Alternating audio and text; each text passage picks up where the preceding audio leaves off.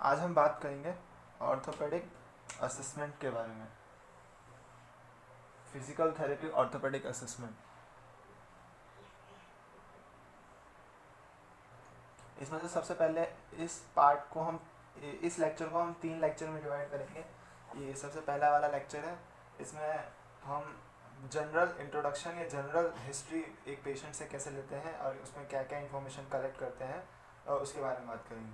सबसे पहले हम उसका नाम, एज, सेक्स और एड्रेस, पेशेंट का कॉन्टैक्ट नंबर और पेशेंट क्या करता है इस बारे में हम देखेंगे। इसके बारे में इंफॉर्मेशन कलेक्ट करेंगे पेशेंट से, और जिस दिन हम कलेक्ट कर रहे हैं उस दिन की डेट होनी चाहिए।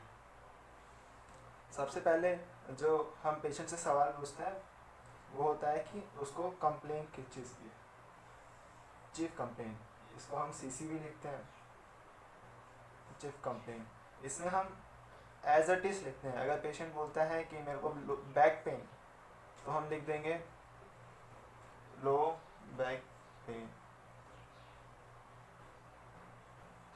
अगर पेशेंट के लेफ्ट काफ में पेन है तो काफ पेन, लेफ्ट में है तो यहाँ LT, लेफ्ट काफ पेन, सीधा सीधा यहाँ। फिर हम स्टार्ट करते हैं हिस्ट्री लेना। सबसे पहले हिस्ट्री के बारे में हम देखते हैं प्रेजेंट हिस्ट्री। ये प्रेजेंट हिस्ट्री इस चीफ कंप्लेंट से रिलेटेड होता है। प्रेजेंट हिस्ट्री में हम उनसे कुछ सवाल पूछते हैं, जैसे कि ऑनसेट ऑफ सिम्टम्स, ड्यूरेशन कब से हो रहा है और एसोसिएटेड प्रॉब्लम्स। ये सवाल हम क्यों पूछते हैं कि हम ये जानने की कोशिश करते हैं कि इस पेशेंट से स्पेसिफिक इंफॉर्मेशन कलेक्ट करते हैं। किस चीज़ की इंफॉर्मेशन? पेशेंट्स बॉडी और पेशेंट्स का जो सेगमेंट पोजीशन है ट्रॉमा के टाइम पे वो कैसा था, और मैकेनिज्म ऑफ इंजरी क्या है वो पता करते हैं। इससे हम क्या पता लगाने की कोशिश करते हैं? कौन से स्ट्रक्चर इन्वॉल्व है।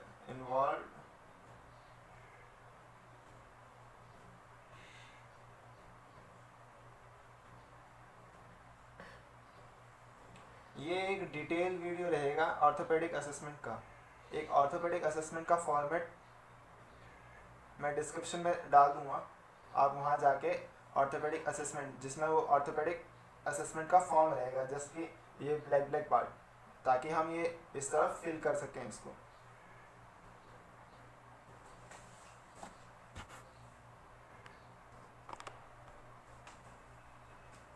अभी हम बात करेंगे पास्ट मेडिकल हिस्ट्री के बारे में। पास्ट मेडिकल हिस्ट्री ज़रूरी होता है क्योंकि हमें इससे पेशेंट के पिछले रिकॉर्ड्स के बारे में पता चलता है। सबसे पास्ट मेडिकल हिस्ट्री को मैंने 2 पार्ट में डिवाइड किया हुआ है, history about medical problems and surgeries. हमें पेशेंट के पिछले मेडिकल प्रॉब्लम्स और सर्जरी के बारे में या उससे एसोसिएटेड प्रॉब्लम्स के बारे में जानना चाहिए, जैसे कि हमको cardiac, respiratory, neurological problems, vascular problems, metabolic problems, endocrine problems, GIT, visual या जेनाइटो यूरिनरी और डर्मेटोलॉजिकल कंडीशंस के बारे में और उनके एसोसिएटेड सिम्टम्स के बारे में पता होना चाहिए। जैसे कि हम इसके एक एग्जांपल देते हैं कि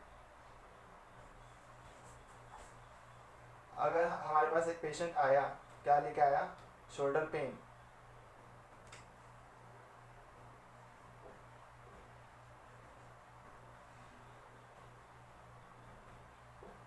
राइट शोल्डर पेन। अब एक कंडीशन है जिसको बोलते हैं कोलिसिस्टाइटिस।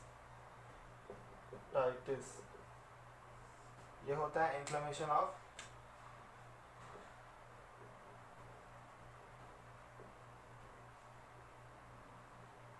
Gall bladder.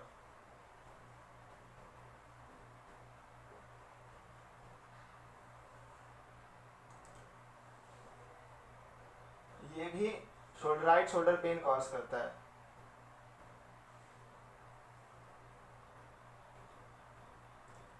बट जो शोल्डर पेन कॉलिस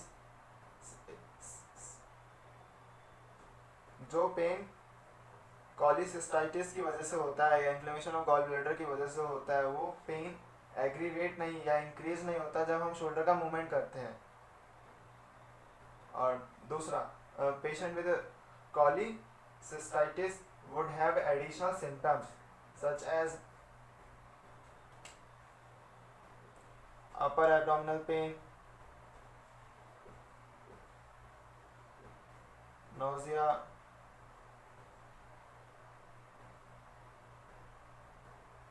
पेन नहीं, डिस्कम्फर्ट होता है, डिस्कम्फर्ट यूज करते हैं वर्ड,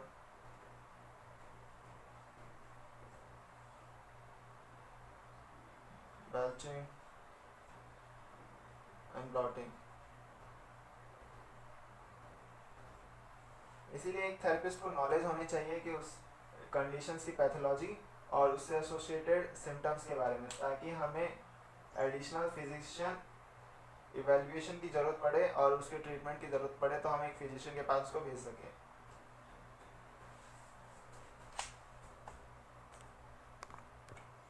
अब दूसरा point, history about medication. Medication की हिस्ट्री के बारे में हमें पता होना चाहिए, जैसे कि कौन सा मेडिकेशन ले रहा है, उसकी फ्रीक्वेंसी कितनी है और डोजेस कितने हैं और उसके इफेक्ट्स क्या क्या हैं। जैसे कि अगर कोई पेशेंट लॉन्ग टाइम से एनाल्जेसिक्स ले रहा है, एनाल्जेसिक्स, और ये पहला कंडीशन, एक पेशेंट है जो लॉन्ग टाइम से एनाल्जेसिक्स ले रहा है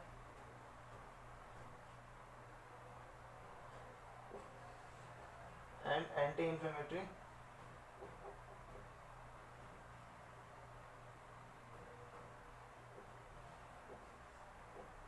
ड्रग्स ले रहा है या मेडिकेशन ले रहा है,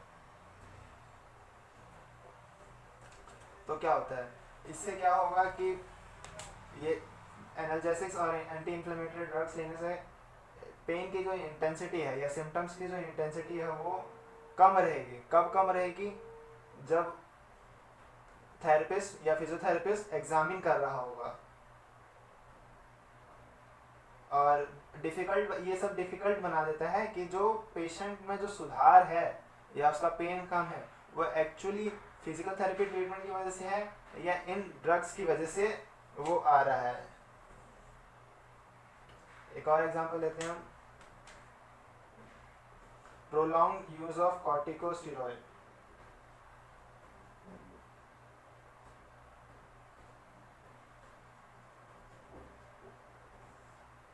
कॉर्टिकोस्टेरॉइड एसोसिएट करता है या मिला रहता है ऑस्टियोपेनिया। ऑस्टियोपेनिया का मतलब होता है डिक्रीज बोन मास।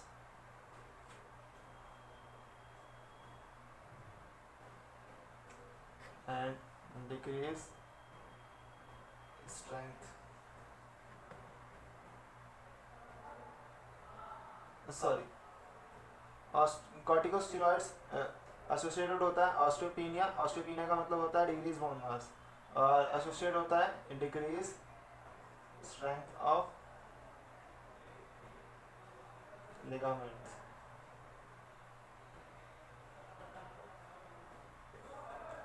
तो फिजिकल थेरेपिस्ट को जो मैनुअली अप्लाई फोर्स होते हैं उसको डिक्रीज करना पड़ता है ताकि कोई फ्रैक्चर ना हो जाए, क्योंकि उसका बोन मास भी कम है और जॉइंट जो है लिगामेंट की स्ट्रेंथ की कमी की वजह से जॉइंट एक वीक स्ट्रक्चर है, इसकी वजह से फ्रैक्चर हो सकता है। ये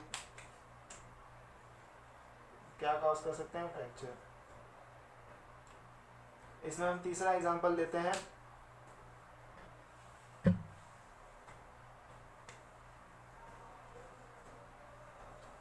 एंटीकोगुलेंट।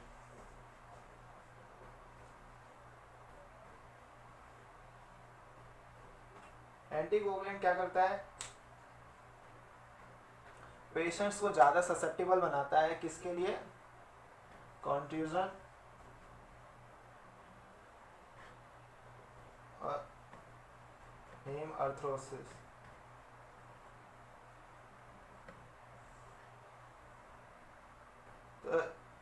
पेशेंट के मेडिकेशन के बारे में पता होना चाहिए, उसी हिसाब से हम फोर्स अप्लाई करेंगे डूरिंग एक्सरसाइज और डूरिंग मैनुअल थेरेपी। अब हम बात करेंगे fifth point, personal history. Personal history में हम पेशेंट से पूछेंगे कि क्या वो सिगरेट पीता है, अल्कोहल पीता है, या कोई रिक्रिएशनल ड्रग्स लेता है या नहीं लेता। अब इसका इम्पोर्टेंस क्या है कि जैसे कि इनमें से कुछ फैक्टर्स होते हैं जो फ्रैक्चर्स की हीलिंग को डिले करते हैं, लो बैक पेन इंक्रीज करते हैं और बोन डेंसिटी को डिक्रीज करते हैं। इस वजह से हमें सिगरेट्स के नेम और उनकी फ्रीक्वेंसी के बारे में पता लगाना है पेशेंट से। फिर बात करते हैं हम फैमिली हिस्ट्री के बारे में। फैमिली हिस्ट्री के बारे उसमें हम 2 सवाल पूछते हैं उससे कि ऐसी कोई प्रॉब्लम्स आपके रिलेटिव्स में है या नहीं है, क्योंकि कुछ डिजीज़ होती है वो हेरिडिटरी होती है, जैसे कि CDH हेरिडिटरी भी है।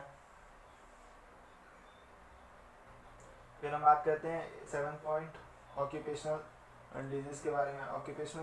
ऑक्यूपेशनल हिस्ट्री लेंगे उससे। ऑक्यूपेशनल हिस्ट्री में हमें 2 चीज़ें पूछना है कि इस इलनेस की वजह से उसको कोई प्रेजेंट में प्रॉब्लम हो रही है या नहीं हो रही है।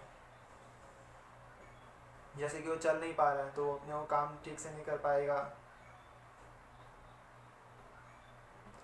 फिर ऑक्यूपेशनल हैजार्ड्स के बारे में पूछते हैं। फिर आते हैं हम 8 पॉइंट पे, इकोनॉमिकल हिस्ट्री। इकोनॉमिकल हिस्ट्री में इनकम और सोर्स ऑफ इनकम के बारे में पता लगाते हैं पेशेंट की। इनकम इसलिए पता लगाते हैं कि उस पेशेंट, अगर हम प्राइवेट क्लिनिक में बात करें तो उस पेशेंट के इनकम की हिसाब से ही उस पेशेंट का फीस डिसाइड होता है। एक ये फैक्टर रहता है फीस डिसाइड करने का कि हाँ। और सोर्स ऑफ इनकम की वजह से अगर उसके घर में एक ही कमाने वाला है, वो अकेला, और वो अभी कमा नहीं पा रहा है, तो उसके घर में उसकी अहमियत ज़्यादा है, तो हमें उसको प्रेफरेंस देनी पड़ेगी उसके ट्रीटमेंट के लिए कि हाँ जल्दी से ये ठीक हो जाए और इसका सोर्स ऑफ इनकम अपने घर का ही, अब ये खुद दोबारा सोर्स ऑफ इनकम बन जाए। 9th नंबर पे हमें उसे सोशल हिस्ट्री के बारे में पूछना। सोशल हिस्ट्री में पूछते हैं हम कि वो घर पे अकेला है या फैमिली के साथ रहता है।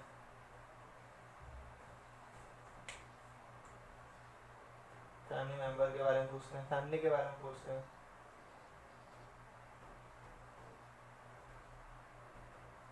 अगर अकेला रहता है तो हम ये पूछते हैं कि ये जो प्रॉब्लम है उसको अफेक्ट कर रही है नहीं कर रही है उसके डेली लाइफ में या उसके जॉब्स में। क्या पूछेंगे? Ability to perform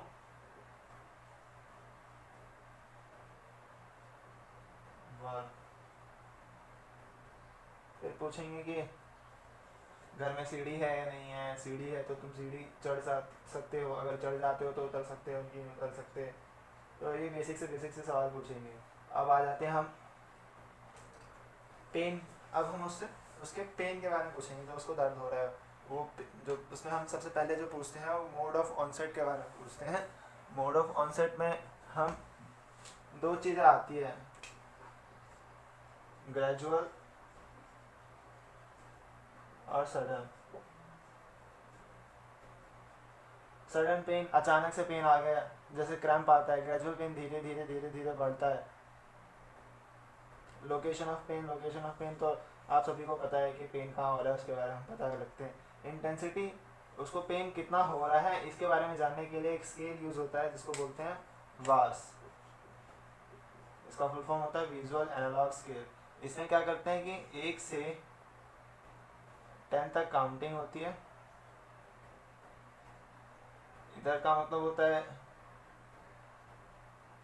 come pen है, लो पेन, और इधर ये जो स्केल होती है हाई पेन के लिए होती है। तो हम पेशेंट को बोलते हैं कि 1 से 10 तक में काउंटिंग्स में एक अपने आप को एग्जैक्ट वैल्यू दे कि आपको कितना पेन हो रहा है। फिर हम टाइप ऑफ पेन में जैसे कि throbbing pain, pounding pain, pulsing, ये जो होते हैं वस्कुलर पेन्स होते हैं।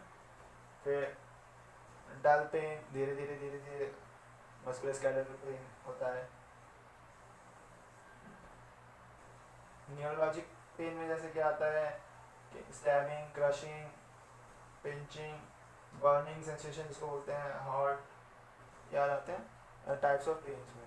अब बिहेवियर ऑफ पेन के बारे में हम जब बात करते हैं तो इसमें हमें दो फैक्टर के बारे में देखना होता है, एग्रीवेटिंग फैक्टर और रिलीविंग फैक्टर। एग्रीवेटिंग फैक्टर ऐसे कौन कौन सी चीज़ें हैं जो उस पेन को और इंक्रीज कर रहा है। जैसे कि हम बात करें सियाटिका की, तो सियाटिका जब होता है तो हमें फॉरवर्ड बेंडिंग में प्रॉब्लम होता है, हम सामने की तरफ झुक नहीं पा रहे हैं क्योंकि पेन इंक्रीज हो जाता है। जैसे कि हमें नी पेन है, नी अर्थराइटिस का पेन है, तो उसमें क्या होता है कि अगर हम वॉक करते हैं तो पेन कम हो जाता है, तो ये रिलीविंग फैक्टर्स है वॉकिंग। तो इस बारे में हम पता लगाएंगे पेशेंट से कि ऐसे कौन कौन से फैक्टर्स हैं जो उस पेन को इंक्रीज कर रहे हैं और ऐसे कौन कौन से फैक्टर हैं जो उस पेन को डिक्रीज कर रहे हैं। तो आज के लिए बस इतना ही, आगे का असेसमेंट हम अगले वीडियो में बात करेंगे।